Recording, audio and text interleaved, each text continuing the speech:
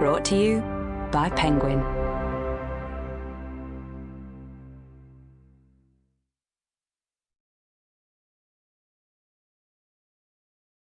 The Dictator's Muse by Nigel Farndale. Read by Rachel Bavidge. Part 1. Chapter 1.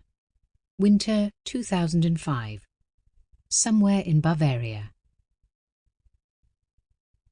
As she tried to close the car door a second time, Sigrun Meyer sensed that someone was watching her. It was no more than a woolen scratchiness across her nape, but it made her feel uneasy and on her guard. A dangling seatbelt, she realized, was the cause of the obstruction. When she tucked it back inside the door frame, her actions felt false, as if she was engaged in a performance for the benefit of unseen eyes.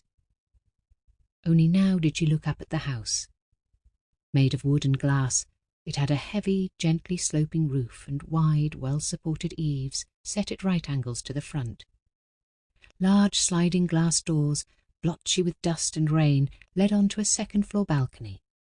From the outside, there were no clues as to the identity or notoriety of its recent occupant, yet the building seemed stupefied, naked in the cold morning sun.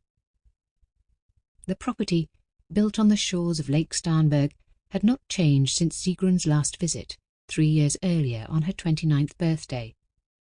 And as this thought struck her, she felt a pang of remorse. She had not been entirely truthful with Dieter, her boyfriend, when she had told him that she wasn't sure where Perking was exactly, before adding, "I know it's in Bavaria somewhere." She had not wanted him to know the true extent of her fascination with Leni Riefenstahl, partly because it went all the way back to her childhood, when her terminally ill mother had given her a book on the 1936 Berlin Olympics for her birthday. Dieter would, not unreasonably, find that weird. On either side of the glass-panelled front door, sitting in terracotta urns, were rubber plants with spiked leaves, like guard dogs warning visitors to keep their distance. Without taking her eyes off them, Sigrun pressed the key fob in her hand. When the car failed to make a locking sound, she turned towards it, cursed, and used both her thumbs on the device. This time the hazard lights flashed in unison and the car ping-pinged. The thin layer of white that had settled on the roof overnight was still clinging on, more ice than snow. As if bracing herself for what was to come, she gripped her shoulder bag and strode towards the front door, ignoring the guard dogs and sidestepping a puddle of slush. Before knocking, she checked her reflection in the beveled glass and gathered her hair into a loose knot. Its chestnut colouring looked natural in the flat winter sunlight, even if the bright red streaks added to it did not. They matched her lipstick, the same shade favoured by the woman who, for the past decade, had been her subject, the focus of her academic research, the wraith who haunted her dreams. But she now regretted wearing a leather jacket, denim skirt and biker boots over thick woolen tights. The dark, vampish nail polish, the ring on her thumb, and the Sanskrit tattoo on her wrist would all give the wrong impression too. She needed this job.